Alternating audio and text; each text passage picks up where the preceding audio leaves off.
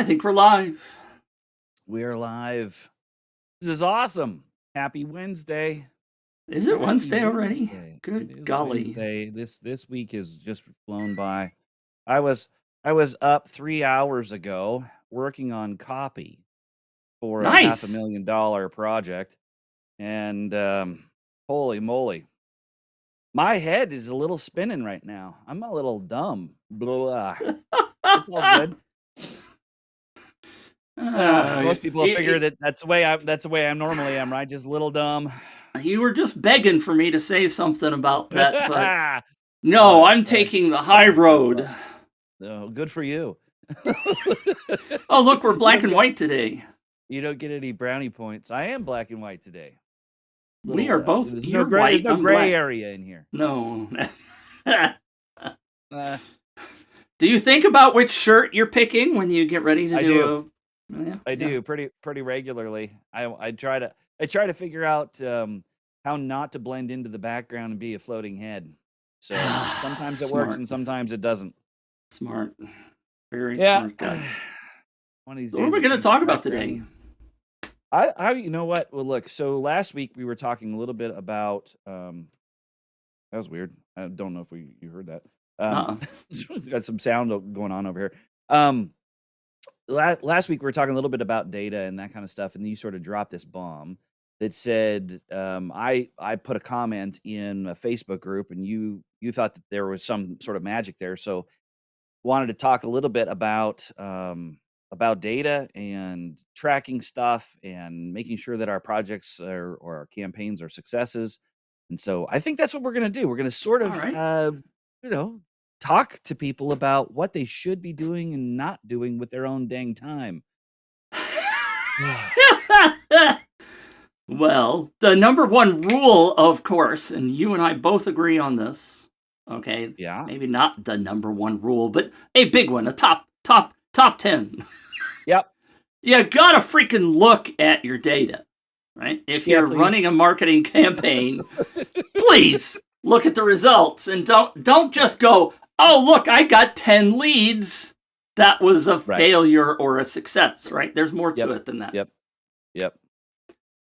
So are we gonna dive in specifically to one type of data, like the stuff on the front end? I think I think that it would be nice to talk a little bit about kind of just in general everything, and then I will maybe as we cover the general stuff, talk a little bit about Google Tag Manager and why I said what I said.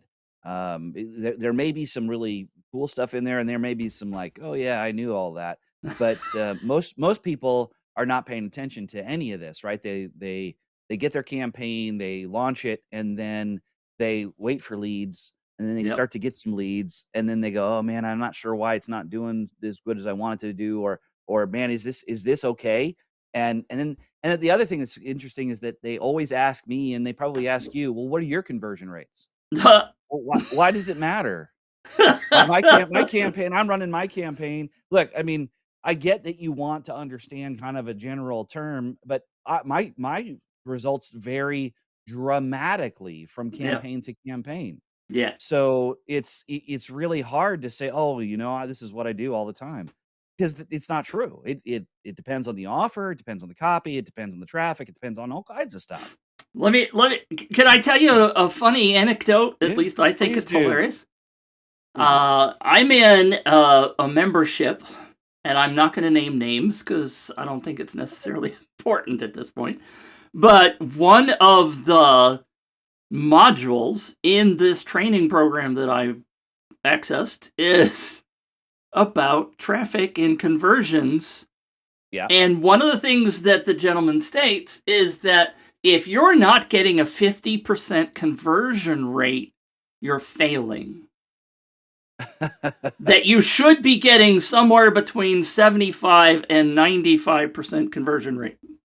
And I went, what? And people are talking about it in the Facebook group going, oh, I'm getting 10%. I must suck. Right? Yeah.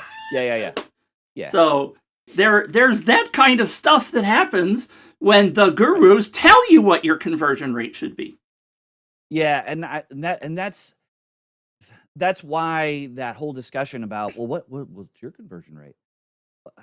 You know, the convert my goal is to make sure that the conversion rate at the end of the campaign is much better than the beginning of the campaign. Right. Right. And if I can't figure that out, then either I came out of the gate got gangbusters and I just can't improve on it, and that's my baseline for that campaign, and that's what I have to calculate cost and profitability on, or or I fell asleep at the wheel, one of the two, but that's just kind of the way it works. Yeah. So just curious, when you're doing stuff, and you're working with clients, what kind of data are you tracking for them? Everything, because they don't track any of it. Um, it's it depends on. Let me just rephrase that differently. Okay. It's already All right. um, the tool UpViral that I typically use for campaigns Yep. has some great reports in it, Mm. but they don't have a way to share those reports with the client. Yeah. There's no login. They can go look and watch their own stuff. So No typically, some what I back have end been for 'em. doing is downloading the data. I have a spreadsheet that's Yep. available, by the way, if anybody wants to buy it, and give them this summary, a one-page summary, because UpFile doesn't even Yep. really do that very well. No. And compared, by the way, I've said this before, compared to the other tools I've looked at, Yeah. UpViral is light years ahead of everybody else in terms of reporting. So Yeah. there's that. But Yeah. so I'm doing conversion rates, I'm doing traffic, I'm doing visits, I'm doing how many social shares, that kind of Yep. stuff in a summary. And it's all in a chart so they can see whether Yeah. things are improving or disproving, right? Yeah. That's not the right word, but you know what I mean. I know what you're talking about. Improving or So declining. that's the word. Yeah, yeah, yeah, yeah. Yeah. So, but those kinds of things I think are relevant to watch the trends, right? It's not so much the specific numbers, Yeah. but the trends. Are things getting better or worse? That's what I do. What do you do? I do very similar things. One of the most powerful reports or graphs that I do is what I call a velocity graph, right? So it shows the change in the number of leads and the sources over time. Where in the very beginning, kind of all the lines are, they're all kind of the same, and then you get a few that are sort of dipping, and then they kind of go linear, and others you'll see that they start to go up in this sort of geometric fashion. You're Oh, thinking, man, that's awesome. yeah, Let's go and pour more time and energy into that channel right, because that's where it's all coming from. And when we do that, because we're tracking stuff, it helps their teams a lot where, they might be sort of scattered at the beginning of the campaign. They're trying to spread this thing kind of all over the place, be engaged on Twitter, Facebook, Instagram, Pinterest, LinkedIn, their email, Google Ads, Facebook pay per click. I mean, kind of everywhere, right? And right, then you start to go, hey, wait, just a second. This is where all your traffic is coming from, and it's not just coming in like normal. I mean, it's not right. linear. Uh, you, there's something going on. There's this sort of viral effect that's happening in this particular channel. Let's turn off all this other stuff. It's just a distraction for you guys, right? All you're doing is trying to keep track of what's going on in all these other channels. Turn them off and stay focused on this one or these top two or these three. When we do that, all of a sudden everyone sort of settles down because they don't feel so scattered during the campaign, and the results are amazing. So Yeah, yeah, I do the same thing. But what's interesting when we were talking about this before is um, you're tracking, I think, all of your data either through just LinkedIn. I mean, not LinkedIn, UpViral and UTM tags. Are you doing UTM tags? no. Okay, so it's all good. I barely know how to Um, spell UTM. me either. So I was just when we were talking about this. Um, Google Tag Manager is simply a container. It's a box that allows you to put all kinds of scripts in. Kind of like, in UpViral or any of the other tools where you have a header script and a footer script where you can do Right. tracking stuff, Right. right? But Google Tag Manager is great because it allows you to run Google Analytics and fiddle with the parameters outside of UpViral. You don't have to be in UpViral. You can just drop the Google Tag Manager code inside of UpViral and then start popping in tracking pixels or other scripts that you want to run inside those pages, Right. right from Google Tag Manager. So the power is not having to be in the tool fussing with the page and all the other stuff, maybe possibly screwing up the campaign as it's currently running, and you can sort of turn things on and off behind the scenes. Yeah. So, So what you're essentially telling me, and good morning, AJ. AJ's here hey, watching. good morning, Thank you for y'all. the shout out. Yeah, AJ's great guy. He's in my mastermind. Mm. awesome. Yes, sir. So what you're saying, if I hear that right, was not so much that you're getting data, which is maybe where I got a little confused, from Google Tag Manager about people coming in. You're getting it from Google Analytics, Right. which you brought in through Google Tag Manager. That's right. That's right. Okay. And then I also manage the conversion pixels or the for everybody in the audience who's not sort of technically savvy. I manage the code that is on the page that gives other ad platforms information about what's going on in the campaign, right? So you can drop in pixels for ad roll, perfect audience, Facebook, LinkedIn, you kind of all of them, right? Right. And so you end up with a bucket that you can manage all of that happening at one time. And then the information you get from Google Analytics is really interesting, right? Because it tells you where the traffic is coming from. It tells you what their conversion rate is based on what the traffic source is. Tells you how long they spend on the page, where they go afterward. It tells you what country they're in, and you can kind of see things in real time as you have a campaign going, and it can generate a lot of the reports that you're generating out of a spreadsheet. It doesn't do them all, All right. but it does a lot of them. And the struggle, just from my viewpoint, and I think it's true for many, is that it takes another college degree to understand Google Analytics. That's that's why I wrote the email today the way I did, right? The email and the very, for those of you who read the email that I wrote, it was about data and Uh-huh. and this headache that you get just thinking about the word data. You go, oh man, really? I got to go back to that class? I Yeah. don't know, man. Yeah. Yeah, it can be hard for sure. And AJ agrees because he's laughing at us. Which is by the way one of the reasons why I'm going to put in a couple of plugs here. Yeah, I use a tool called Funnelytics, and I don't know if yeah, you've ever played with Funnelytics. I have. The reason I like Funnelytics, other than it's another tool to learn, is that it takes away the college degree aspect of Google Analytics because Yeah. they do, in my opinion, a much better job of showing you where the traffic's coming from and how it's converting and who did Yeah. what and all that kind of stuff. It's just more graphically represented than the stats and reports you get out of Google Analytics. Yep. So I happen to like Funnelytics a lot. The other thing I like to do, and I think what I hear you saying is getting the data live from Google Analytics Yeah. is I use a tool. There's millions of them out there. I'm currently using Go Squared. It's just a tool that shows you that there is live traffic right now, Yeah. where Yeah, they yeah. came from, who they are, all that kind of stuff, which you can get from Google Analytics. You can get Google Live stuff. It's the same kind of stuff. Yep. Again, I just find it easier to use than Google Analytics.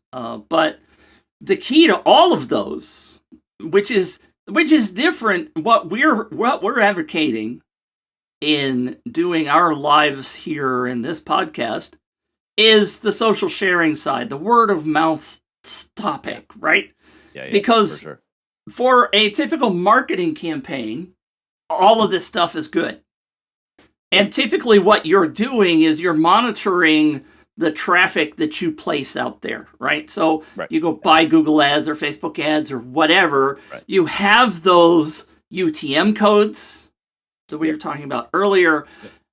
You're using all of that to track what's coming in. And the joy of the word of mouth stuff is that you get traffic from places you had no idea you were going to get traffic from. That's right.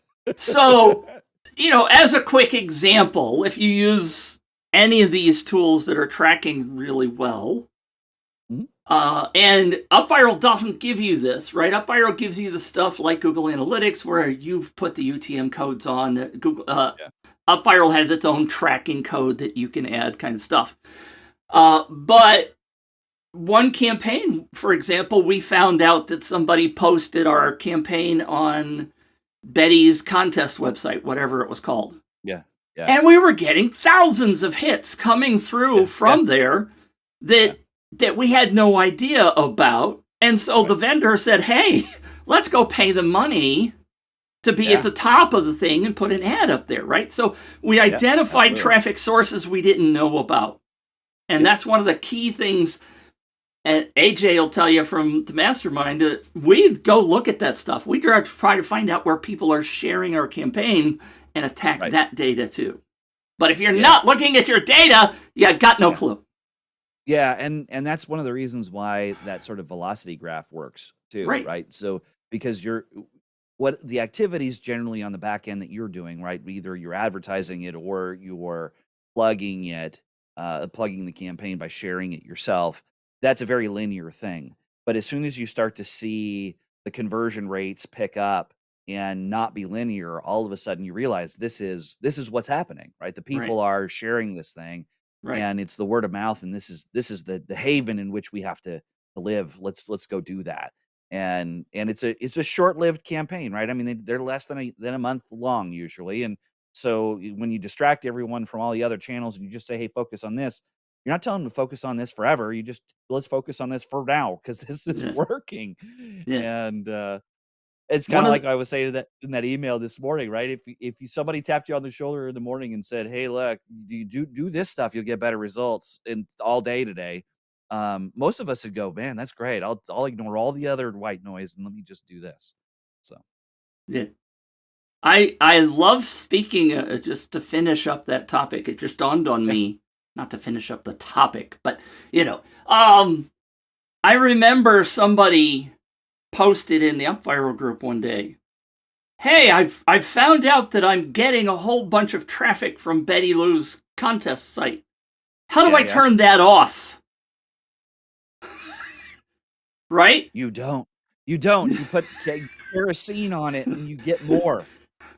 Because, contest leads don't buy is what a lot of people out there think. That's you go do any kind of a Google search on contest leads and you'll see a whole bunch of posts about contest leads don't buy. The answer is that's wrong. They do. But what typically is happening is that people like that gentleman, I believe, that posted in the UpViral group, we're putting the wrong offer in front of people, right? And so if you're not putting the right offer out there, yes, contest leads will never buy. It doesn't matter where they come from. That's exactly right. I had a long conversation with Jenna. We went through that. She told me, Mitch, contest leads don't buy. And we went through one of her campaigns. Now she's a local marketer, as a matter of fact. We was talking about that a lot lately. Down in Dallas, and I said, "Okay, what was your offer?" And I don't remember exactly what it was, but it was product XYZ that's way over here off base compared to what she really wanted leads for. A $500 Amazon card. Yeah. That kind of a thing. Um, I got some stories, by the way. You talk about. I got another one Yeah. in this very same topic, and I know I'm a little off topic here, No, keep but going. It's about you're no, good. Go for it. I had a gentleman come to me and say, Mitch, the contest leads suck. Now, he happened to be in the business of selling gift cards. And they're the kind of generic gift cards that, people can use in multiple places, that kind of stuff. Yeah, sure. So we went round and round and round. He said, I just ran a contest and I got a whole bunch of leads and nobody bought. And I said, okay, wait a minute. Let's back up. And he was giving these things away, right? I said, let's back up. Tell me what revenue you had in the last 6 months selling these cards. Yeah. Oh, well, I haven't been able to sell them yet. I'm making no money. And so, but he's turning around and telling me contest leads don't buy. I'm like, wait, go away. Just go away. Apparently your product sucks so bad that nobody buys. Yeah. That's horrible. But that's one of the things is that, and it relates to data now that I think about it, is the guy's not looking at his data in the first place. For sure. So end of rant for right now. No, that's fine. That's fine. It's classic. Right. I used to run a lean startup circle in Asheville, North Carolina. One of the most active lean startup circles on the planet. It was a whole lot of fun. A very entrepreneurial community. And there were 3 or 4 of us that would sit on this sort of panel. We were like the Shark Tank without the money, right? And everyone would come in and sort of pitch their idea. And as they pitched their idea, we as a group would start asking these kinds of questions. You know, we know that you want to go to market and things like that. How many people have you talked to? And they'll be, well, nobody. Well, how many people have you shown the product to or the idea to? No one. Well, then why would you spend time and energy doing this? Because, it doesn't make any sense. I do have one funny story in that group where I was completely and totally wrong. Yeah. Completely and totally wrong. The group had someone who presented to say that they wanted to make a carbon fiber sitar, like a musical instrument, a carbon fiber sitar. Yeah. And we all thought, well, that's kind of crazy. Who would buy a carbon fiber sitar? And he go, look, I'm a musician and I travel to play and we play with these very natural materials, gourds and whatever in order to play a sitar. The problem is they don't travel well. You get to your destination and it's broken and you have to now go find another one.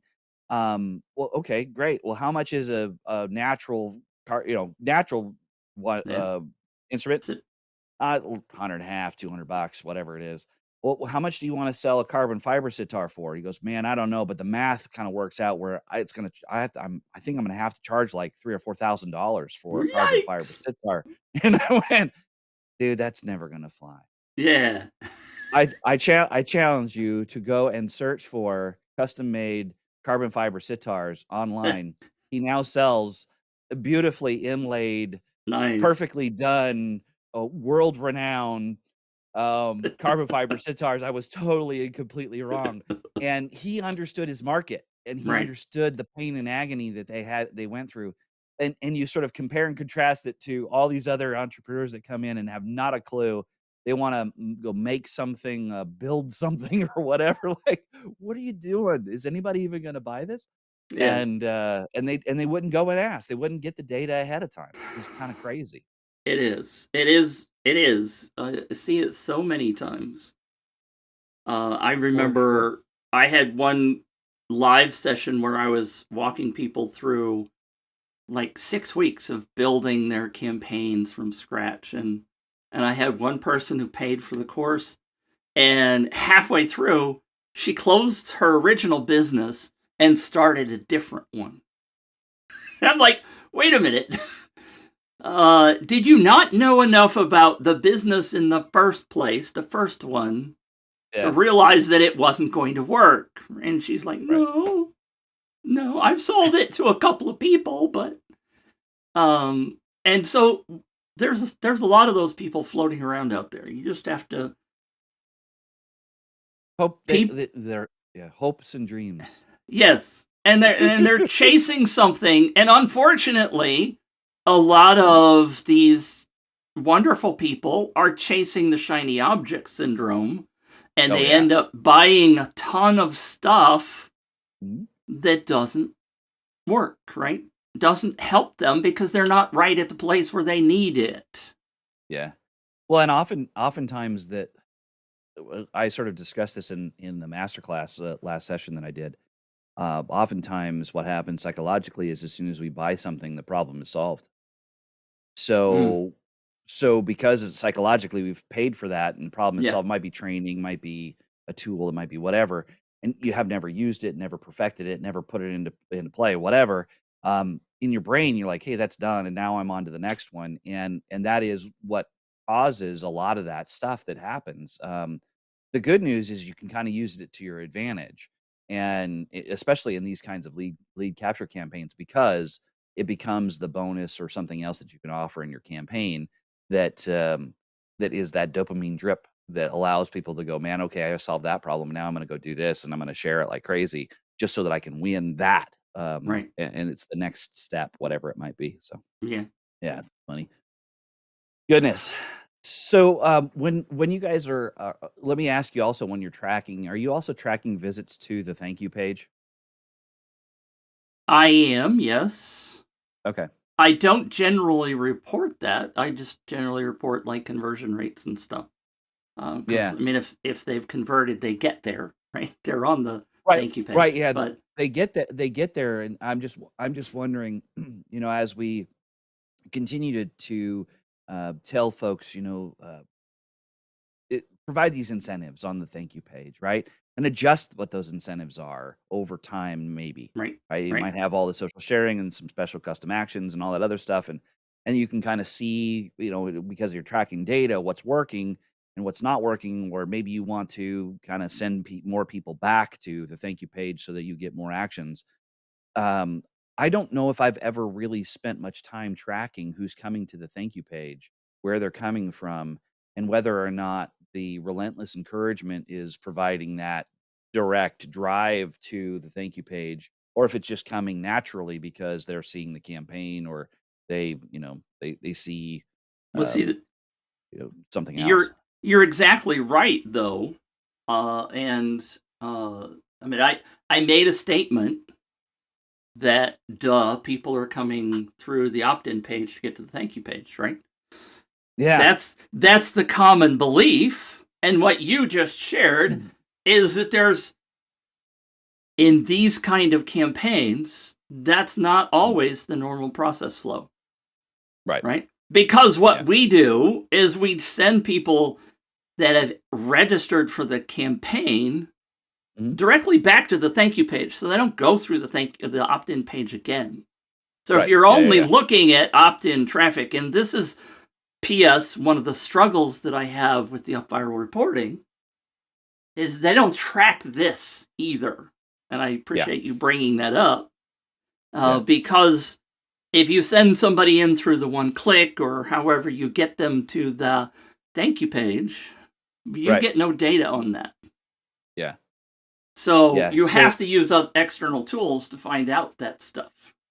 yeah, exactly. I think that's kind of where I was headed, is that there's got to be some really interesting data that comes from just the thank you page itself. Yeah, Where is someone coming to the thank you page off of a signature line in an email? Are they coming to it from something you shared over here, or are they coming to it directly from an email campaign where you say, "Hey, click this and go do something"? Yeah, it would be fascinating to sort of study that a little bit more and figure out, at least on a campaign by campaign basis, what's right, driving more traffic for them to right. to take more actions, and to be able to pour gas on the campaign when it's ready. Well, and even realistically, data that people do not look at. And AJ will tell you we looked at this extensively in a couple of his campaigns. I'm picking on him because he was here. Yeah, But that's fine. he's a good example of looking at the data that's effectively coming through the sharing, right? The social sharing. Yep. Yeah. Because there are traffic sources, but in AJ's, I'll give you the example of AJ. He was sending out. He's in the sorority business, right? He sells paraphernalia to sororities, and I Yep. don't mean drug paraphernalia. I Yeah. mean, No, I get it. Yeah. Shirts and yeah, rah rah and whatever. Yep. and we actually had that conversation. I mentioned this actually to my daughter a couple of days ago, and she's like, paraphernalia. Um, you got to use the I got pulled over for words. that once. That's not my story. Anyway, but you got to use the words, because AJ and I had the conversation when he first joined my mastermind, and he's like, well, that's the word that those people use. He's specifically targeting African American, black sororities, right? So, but that's the phrase they use, because my Yeah. first thought was drug paraphernalia, but you know, I would probably say swag, but that's not the word they use. So the key is to use the marketing, the words that they use, the copy that you were talking about earlier. Yep. All right. In his particular campaign, where he was getting, by the way, 3 to 7 referrals per original entrant. Yeah. Let me say that again. 3 to 7 referrals for every person that enters the contest. What we did was we dug in to look at those details about, okay, where are they sharing and what are those conversion rates, right? UpViral doesn't really show you that kind of stuff. You have to dive much deeper into the data. And what we found out in his particular case by looking at the data, this is why I tell you this stuff. Okay, let me ask you, Bradley. I haven't told you this story before, have I? Yep. No. All right.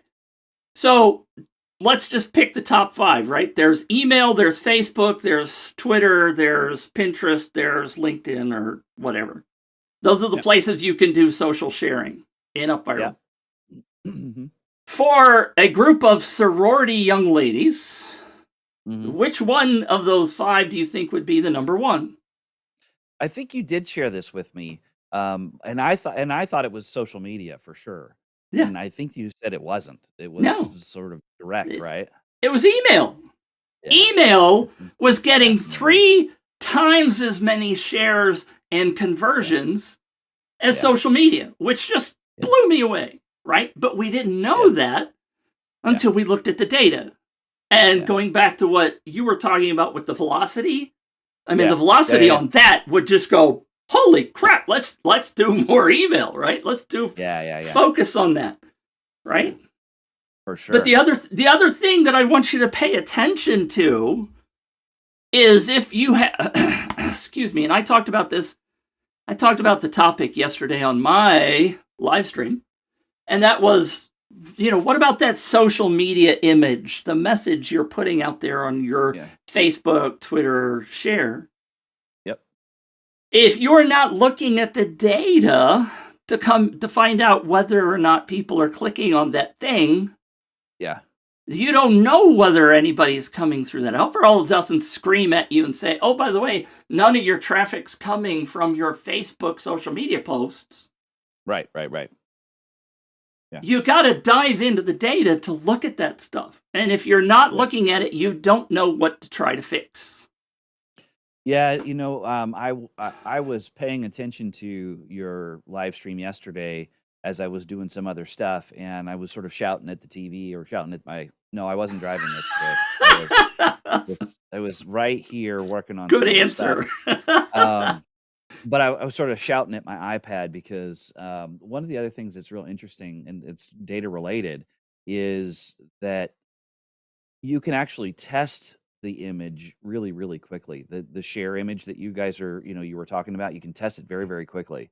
You can create a series of posts and either boost the post inside Facebook or wherever, or create a separate ad campaign that spends $5 or $10, and you can find out very, very quickly which image performs best And what we have done in the past is that we are working with the media buyers. So sometimes some campaigns I'm buying media, and some campaigns I'm working with a media buyer. And when I'm working with a media buyer, we are in lockstep for all of the image creatives, right? So they'll be running ads, and their ad creative will be the same or so close to mine that you couldn't tell the difference of whether one was sponsored and one was word of mouth.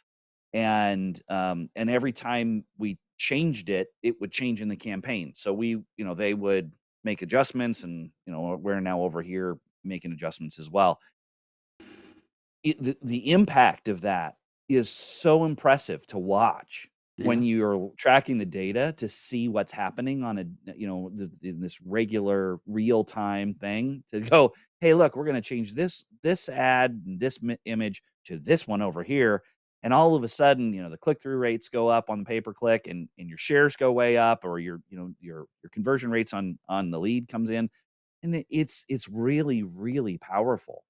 So I dig that you're giving away a whole bunch of templates for that stuff, because it's really hard for some people. It's kind of like this data thing, Right. right? You can't, you, not everybody's gifted with it. And if you can just give them a tool to plug things in, like I'm not gifted graphically at all. Oh, yeah. I'll write copy all day long, but I can't do graphics to save my Yeah. life. So I was a anyway, software developer for 32 years. Software guys don't do graphics, right? I've we proven do that many logic. times. Yeah. We do lots Yeah. of logic, but nothing more than that. It doesn't get prettier. Yeah. And AJ says in the comments, by the way, yes, you cannot manage what you cannot measure. Yeah. It's so Yeah, true. and performance usually improves around the things that you're measuring. And if, you're right, if you're not looking at the data, then it's really hard to improve it, because you don't even know where you're at. And a lot of companies just throw money at advertising without looking at what the Oh. results are. And it makes my heart hurt, because I know that they're just wasting a ton of money.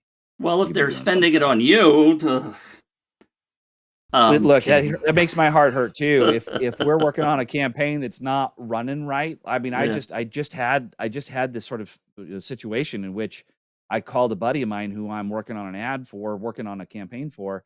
The ad was doing great, and other parts of the campaign weren't doing so good. And I said, "Look, I'm gonna just stop the ad spend." And he goes, "No, no, no, keep spending." I said, "No, no, no, I'm gonna stop the ad spend." He goes, "No, keep spending." We had this sort of argument. It's driving traffic, it's doing stuff, and I was like, yeah, but you're not getting results that you want. He goes, I don't care. Just keep spending the money. He's like, stop spending the money. I'm turning it off. And that's what happened. So I turned it off, and we're reworking some stuff. But that's my heart hurts because I mean, look, Sure. he's an entrepreneur. He loves it. He thinks this is great stuff, and he believes that there is sort of some goodwill that's coming out of the advertising, and I just don't see it that way. So Yeah. Yeah. it's I, I, nuts. I, I've left this up here, by the way, because I wanted to compliment AJ on his Facebook profile image. Now, AJ, the reason is there's an inside story to this. We've been in my mastermind crafting the idea of gaining leads by those Facebook profiles. There's a cause, right? Yeah. Somebody's mad about something, or somebody's wanting to promote something, and they change their profile image Yeah. with some words on it. And what AJ brought this to us, and one of my other members, Tiff Nicole, said, "This is stupid, AJ." We spent 2 hours looking at it, and we all sort of agreed that it was stupid. But what we did was we turned it around, because the long story cut really short is that the tools that are created to create those, where you can put your face inside that, they don't collect the emails. They just help people create those, and nothing good, if you're a business trying to promote something, nothing good comes out of it for you, which is why we said it was stupid. But then what we did was we have turned this into a marketing campaign with an UpViral campaign to actually encourage people to share, and we're testing this out to see whether or not this works. So that's kind of why I wanted to leave that up there, because AJ has prompted this very interesting marketing test that we're doing. And it's interesting because I can't read it. What does it say? Oh, I'm sorry, I took it down. It says something around his face, but I don't know what it says. So I'll do this, and I'll make it bigger. Let's see if I can, how big I can make it. Something we can, and together we will. Well, it starts down at the bottom. So the Facebook logo that Ecamm is putting on top is obliterating the word. So it says, "Together we can," and "Together we will."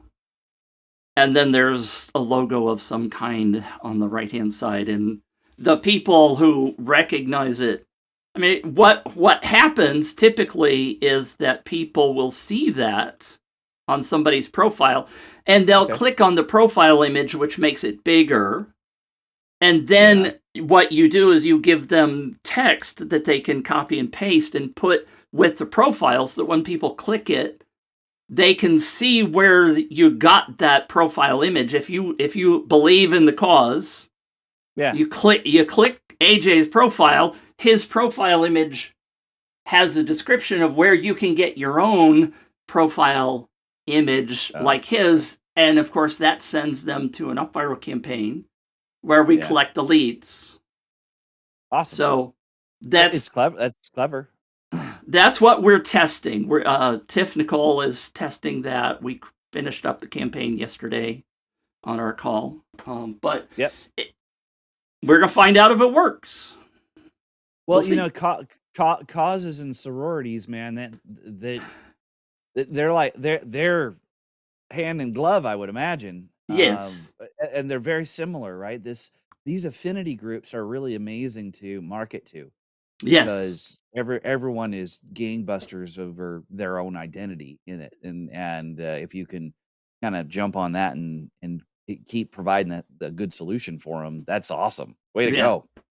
Well, and that's one of the things AJ and I we are way off topic here, but what we're doing, AJ is like, okay, Mitch, I want to plan out the rest of the year and create campaigns. And one of the things that we talked about several months ago was, okay, we have sororities, right? There's Alpha, Kappa, Psi, and I mean, I get really lost in all alphabets. Yeah, me too.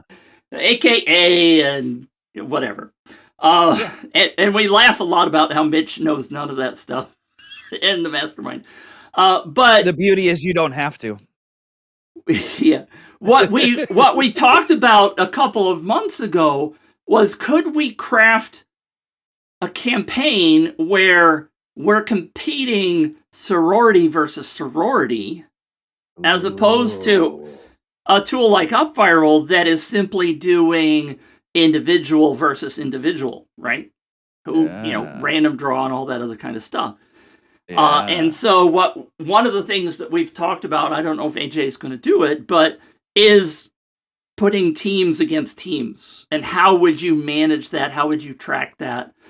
How would you allocate all that kind of stuff? So why wouldn't you just do two different campaigns and the top is go beat Kappa or whatever, right? And put your name here and put your name on the list or whatever, get this cool thing, and then all you end up doing is sending information to the other list, right? So every day you go, let me share the statistics, you're losing, right. You better get the girls in here or it's not going to happen. And I mean, that's what I would do. I just have two running lists and I would just pit each other against one another. Right. That would be a whole lot of fun. Right. Exactly. That's one way we talked about doing it. The other was that'd be cool. to have the sororities register initially in one campaign, because the problem is, the opportunity is you can't do a live leaderboard in multiple campaigns. But if you like say, all right, have one person register from AKA or BBC or whatever.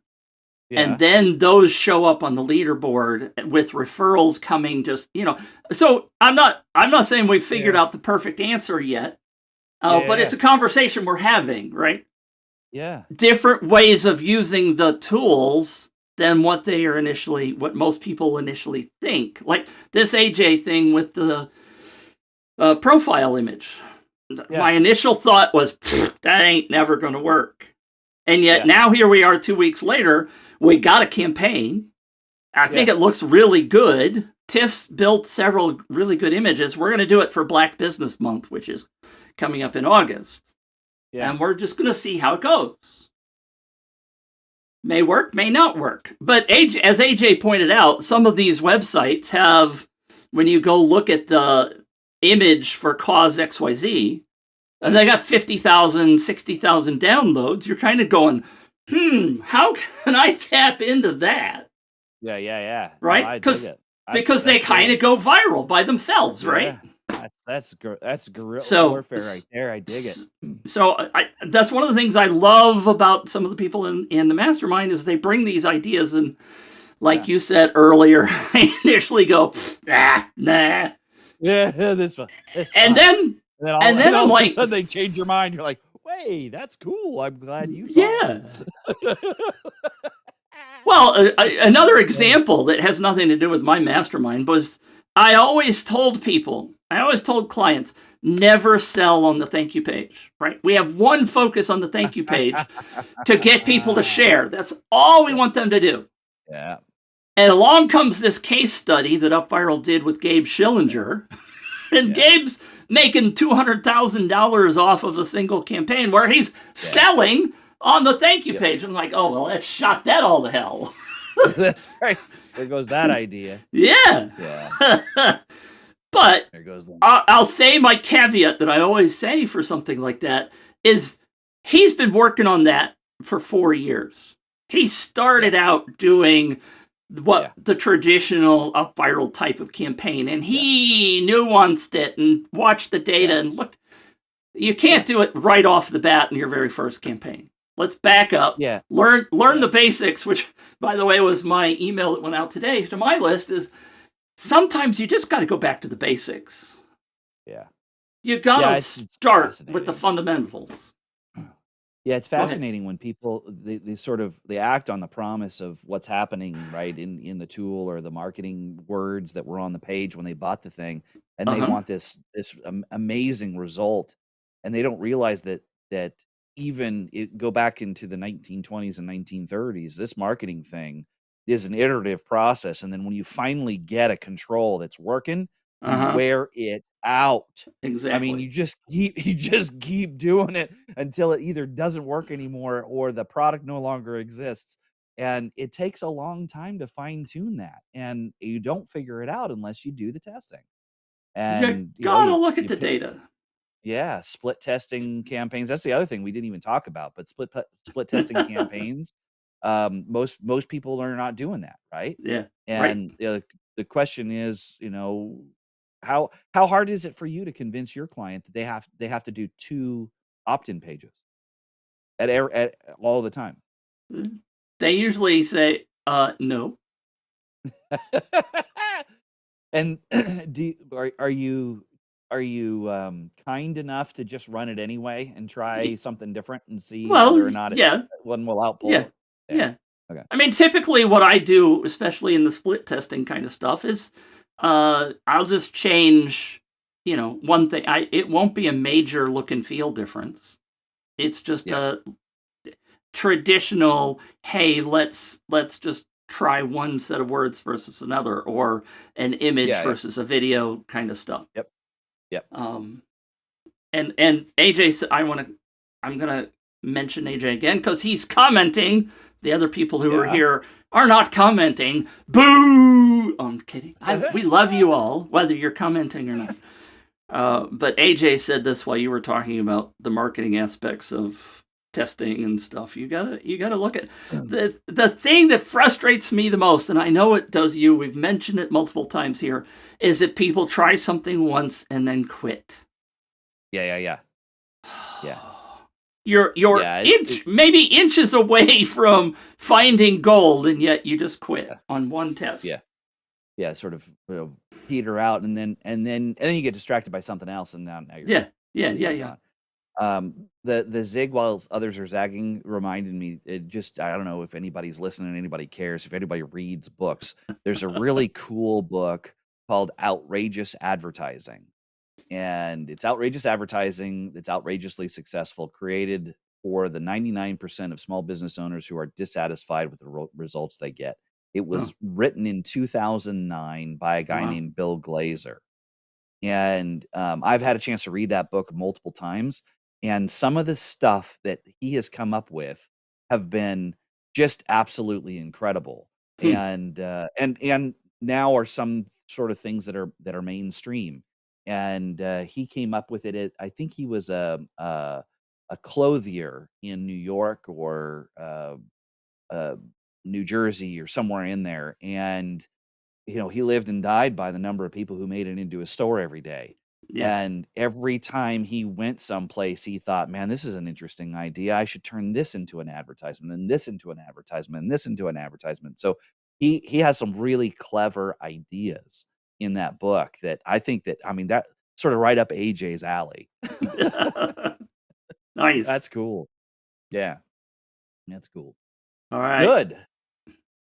So what other data things did we miss? um, Probably a I lot, don't know.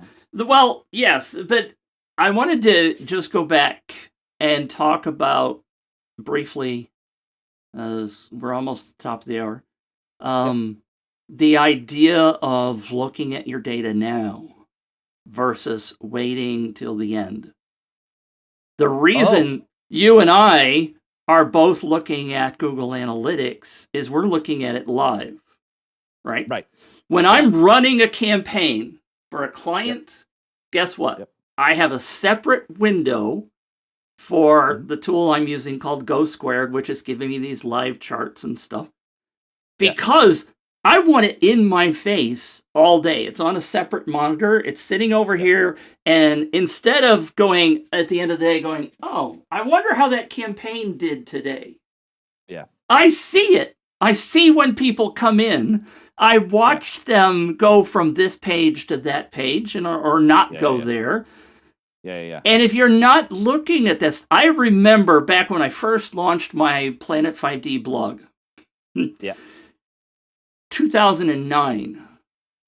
2010 timeframe, I found this live stats kind of stuff. And I made it a goal to get to 500 page views by the end of the day.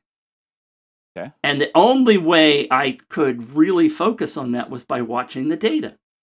And Yeah. so I found one of these tools. There was a different tool at the time. Started Yep. watching it live. Google Analytics didn't even have the live stuff yet. Yeah. But it focused me on, oh, well, I haven't made my goal yet today. Yeah, I yeah, yeah. remember the day I got to 500, and that day was a big day because I got there before 6 o'clock. And I was like, right? Yeah. But if Yeah, yeah, you yeah. wait till the end of the campaign to analyze your data, you're failing. Yeah, yeah, yeah. Yeah, in fact, most of my contracts with my clients, I'll do an entire detailed report every week.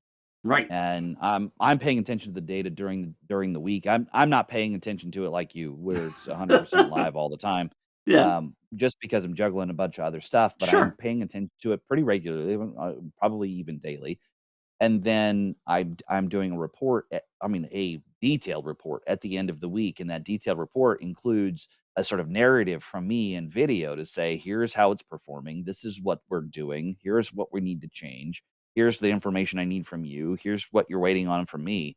And um, it's really powerful when you do that because everyone sort of gets involved in that. Then, right? They're like, Right. "Hey, this is great. We're having some success," or "Oh my gosh, we need to put on the gas and do something different because this is not going the way we expected it to." And then they usually distribute it. If I'm not buying media, they'll distribute that same report to the media buyer, and the media buyer will generally pick up the phone and call me and say, "Hey, look, let's make the following tweaks." And he's either working on a different persona, or Right. he's working on a different geography, or these different behaviors, and then as that sort of, you know, settles itself out, now all of a sudden we've got some really cool successes, and everyone got a chance to participate. So Yeah, I think it's, yeah, if you're not paying attention to it, yeah, you've lost already. It's too exactly. bad because I think that there's a lot of potential in a lot of these campaigns, and people just, yeah, you're right. They turn it on, they walk away at the end of the campaign, they go, "Hey, I got some leads," and they don't care. Well, I'll do it again. Really? What? How could we have done it better the first time? Yeah. So we have 5 minutes before we're gonna totally get out of here. Okay. I have one question for you. We've Okay. talked about conversions, we've talked about traffic, we've talked about blah blah blah blah blah. Are you Yes. tracking sales from Yeah. the leads that come in from your campaigns? Yeah. So we what we are doing is we're tagging the individuals in their list, and then as the list is being used to market, we go back and look at the source of the lead, and we figure out based on the source of the lead the sort of return on investment of the campaign itself. Yeah. And it's fascinating, the data, because some campaigns will yield one kind of sale, and another campaign will yield a different kind of sale. And sometimes, you know, in my brain, I'm thinking, well, they should be the same. But if you go back and you look at how we qualified them to get into the campaign, and then the follow up in the email, and how we drove them to the sales page, Yeah. you can absolutely see the difference. But if you didn't know it, you would think that one product just sells better than the other, and that's not Yeah. necessarily the Yeah. case. Right. Yeah, it's Exactly. fascinating. My one story on that, because typically what I did when I was running all of my campaigns was, handing the users, the client, their Mhm. list of the new leads, Yep. or we were stuffing them in, whatever. But that was then their problem to do sales.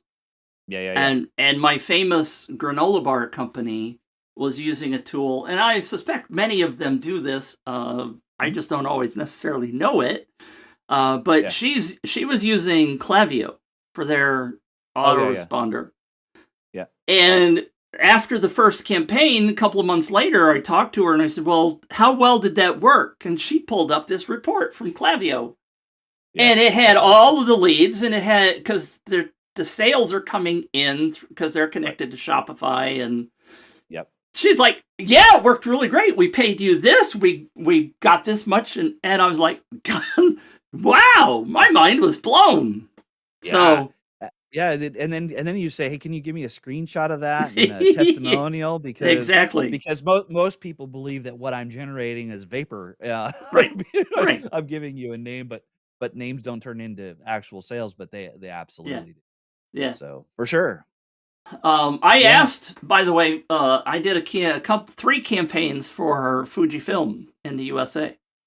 Not the national, not the Japanese master Yeah. corporation, but the USA division. Yeah. And I was talking to Victor, who was the marketing director, and I said, "Well, AJ, I got AJ on the brain. Victor, do you track the sales?" He said, "Well, I should. But here's what I know, Mitch." He said, "At least in my case, I know that we convert 2.5 to 3% of all of our leads to a sale within a year. Okay. So you get me leads, I'll convert X percentage, 2.5, 3% of them, because Yeah. that's what he's focusing on. He wasn't looking at a specific list, but he was looking at the overall. How big's my list? How many of Yeah, those yeah. people are we converting? So Yeah. It would have been nice to know whether or not the leads that came in off of your campaigns outperformed yeah, in a conversion rate compared to yeah, his traditional. I mean, I don't know how they generate leads elsewhere, but, yeah. if you have a targeted campaign and you're getting a certain kind of lead, you know, is it a higher value lead? Yeah, Be curious to find out. I would too, which is why I was trying to get that data from him. try to, because I would use it in this kind of a scenario to say, well, look. For sure. Yeah. And he's So, like, cost me too much to generate that data, so I don't care. Stupid big company. Where so how do people get a hold of more Mitch? How do they, get the template thing that you were giving away yesterday? Or I mean, how do they get more help from you? So here's where I'm having people go right now. I was using Contact Mitch, but I really want you on my newsletter, because the newsletter is going to be what helps you down the road. And it just dawned on me that somebody told me yesterday that QR code was not working, and I forgot to look at it.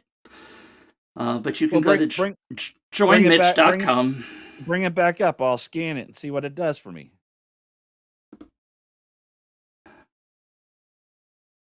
I think it's broken. Yeah, it goes to joinmitch.com, but the page is down. Yeah. Bummer. Well, thank you. But I don't know, maybe it's a shortener or whatever. Or maybe it's redirecting somewhere. I don't know.